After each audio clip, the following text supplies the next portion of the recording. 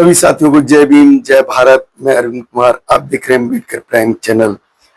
साथियों, बरेली की एक घटना जिसने बहुजनों को झकझोर कर रख दिया, क्योंकि एक बहुजन शिक्षक के द्वारा, एक शिक्षक के द्वारा जिसकी कोई जाति नहीं होती, जिसका कोई धर्म नहीं होता, शिक्षक का केवल और केवल शिक्षा का एक उसका धर्म होता है। शिक्षक जो कि बच्चों को शिक्षा देने का काम करता है, वो जाति व्यवस्थाओं से परे निकलकर समाज के अंदर शिक्षा का प्रसार करता है।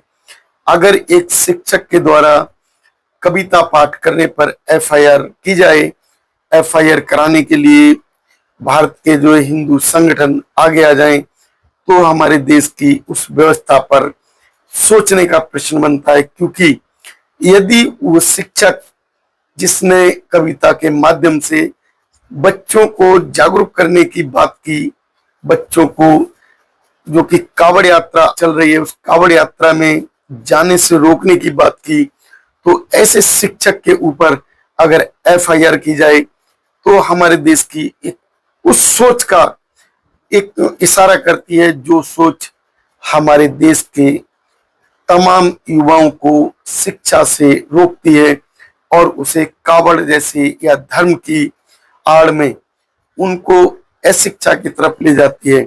अभी कावड़ यात्राओं में जाने वाले लोग आप जगह जगह देख रहे होंगे। मैं आप लोगों से पूछता हूं, आखिर कावड़ यात्राओं में कौन जाता है? क्या कावड़ यात्रा में कोई डीएम, एसडीएम, एसपी, एसएसपी, कोई वैज्ञानिक, कोई इंजीनियर या कोई नेता या किसी नेता के बच्चे किसी ने देखे हैं? कोई किसी मंदिर का पुजारी कहीं कावड़ यात्राओं में जाता है? लेकिन यही मंदिर का पुजारी हमें कावड़ यात्राओं में भेजने के लिए प्रोत्साहित करता है। और कावड़ यात्रा में जाने वाले लोग ज्यादातर दलित समाज के होते हैं, एससी एसटी ओबीसी समाज के होते हैं, जो कावड़ यात्राओं में जल लेने के लिए निकल पड़ते हैं। हम देखते हैं कि किस तरीके से इसी समाज के अंदर एससी एसटी ओबीसी पर अत्याचार भी होते हैं। अगर मूंछ रखने पर किसी को मार दिया जाए, अगर घड़े से पानी लेने पर पीट पीट कर बच्चे की हत्या कर दी जाए, रामायण पाठ करने पर अगर जो है शुद्धिकरण के नाम से महिला का मूत्र छिड़का जाए, सर मुंडवाया जाए, किस तरीके से एससी एसटी ओबीसी को गुमराह किया जा रहा है। बाबा साहब अंबेडकर ने इसी देश के अंदर जो लोगों को समझाया था, उनको उनके हक अधिकार दिए, लेकिन यही समाज आज समझने को तैयार नहीं। मंदिरों में क्या रखा है, क्या रखा है इस कावड़ में? जो बाबा साहब ने कलम दे दी और हमें पढ़ने का हक अधिकार दिया, अगर कुछ हमें मिल सकता है तो पढ़ाई के आधार पर ही मिलेगा। हमें कावड़ यात्राओं में कुछ नहीं मिलने वाला। हमें हमारे समाज को बहकाया जा रहा है, हमारे समाज को बरगलाया जा रहा है। ये जो ब्राह्मणवादी समाज है वो हमारे समाज को किस तरीके से कमजोर करने पर लगा हुआ है, ये देखने को मिलता है इन कावड़ यात्राओं में। जो अंधभक्तों की तरह कावड़ लेने के लिए जा रहे हैं, उसी बीच में हमें ये देखा जाता है कि हमारे ऊपर अत्याचार किए जा रहे हैं। अभी हमने देखा है कि एक व्यक्ति को बाराबंकी में मंदिर में घुसने पर उसकी पिटाई की गई, उसको जो है मार मार के बुरा हाल कर दिया। और बेंगलोर के प्रोफेसरों को जो कि ग्रुप इस्तीफा देने पर मजबूर किया गया, क्योंकि उनके साथ भेदभाव होता था। जो समाज के अंदर किस तरीके से दलितों के खिलाफ जो अभी नीति बनाई जा रही है और हमारे समाज के युवा समझने को तैयार नहीं है। बाबा साहब ने कितना समझाया, लेकिन हमारी बात समझ नहीं आई। बाबा साहब के अधिकार जब लेने की बात आती है, नौकरियां लेने की बात आती है, और जब पढ़ाई से संबंधित आरक्षण की बात आती है, तब तो हम संविधान की बात करते हैं। और वैसे हम मंदिरों में जाते हैं, कावड़ यात्राओं में चले जाते हैं। ऐसी ही घटना का जो देखने को मिली, ऐसी घटना देखने को मिली बरेली के अंदर। बरेली के अंदर शिक्षक रजनीश के द्वारा बच्चों को कविता पाठ के माध्यम से समझाने का प्रयास किया गया कि बच्चों, कावड़ यात्रा में मत जाना, कावड़ लेकर मत जाना। तो उस शिक्षक पर एफआईआर की जाती है। बीएनएस की धाराओं के आधार पर शिक्षक के ऊपर आरोप लगाए जाते हैं और मुकदमा दर्ज होता है। क्या एक शिक्षक जिसका उद्देश्य बच्चों को शिक्षा देने का हो, अगर किसी ऐसे व्यक्ति पर शिक्षा के बजाय अगर वो शिक्षक किसी को धर्म की तरफ ले जाने की बात करे, तो ये हमारा देश उसको फूल मालाओं से सुसज्जित कर देता, उसके जो गले को फूल पुष्पों की मालाओं से भर देता। लेकिन उस शिक्षक ने बच्चों को समझाने के लिए कविता के माध्यम से एक कविता को पाठ किया, तो उस शिक्षक को क्या मिला? एफआईआर।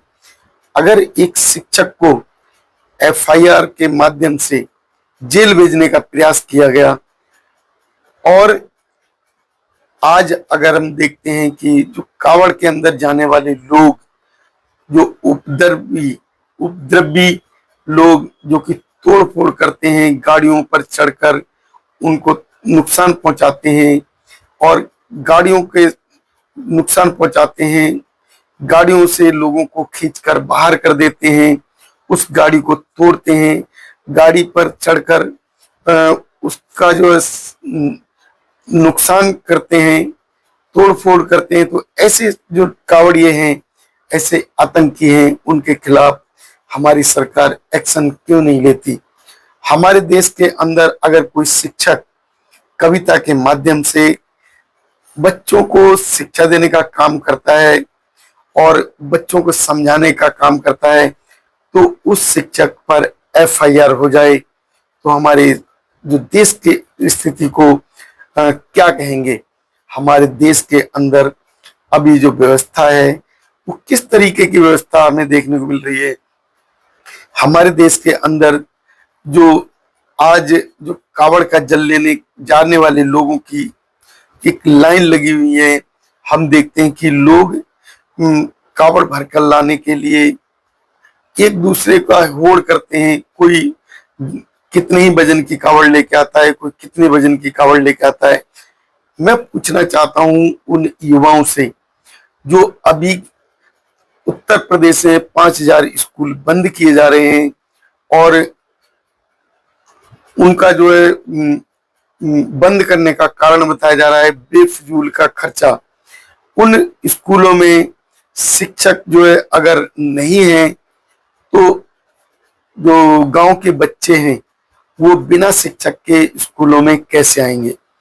क्या 11 साल के बीच में किसी प्रदेश में हमने कहीं सुना है कि कहीं शिक्षक की भर्तियां निकल रही हैं? और हम ये भी देखते हैं कि प्रतिवर्ष शिक्षक रिटायर हो जाते हैं और शिक्षकों की भर्तियां नहीं निकाली जाती। बच्चों की पढ़ाई पर ध्यान नहीं दिया जाता, बच्चों को कावड़ यात्राओं में भेजा जाता है, कावड़ यात्राओं के समय उनका सम्मान किया जाता है, पुष्प वर्षा की जाती है, हेलीकॉप्टरों के माध्यम से रोड पर जो कावड़िया हैं उनकी सुरक्षा के लिए पुलिस को लगा दिया जाता है।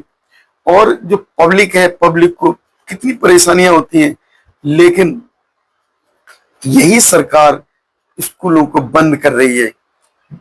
जब हम शिक्षा की बात करते हैं तो हमें डंडे पड़ते हैं, लाठियां पड़ती हैं। हम जॉब की बात करते हैं तो हमारे ऊपर लाठियां बरसाई जाती हैं। और जब हम कावड़ की बात करते हैं तो हमारे ऊपर पुष्प वर्षा की जाती है। तो अभी जो सरकार है, सरकार की सोच क्या कहती है?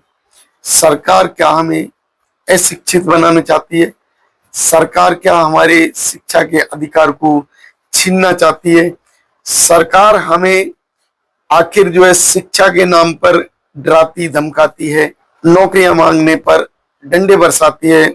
वही सरकार की पुलिस अगर जो है हम कावड़ लेने जाते हैं तो हमारा सम्मान किया जाता है।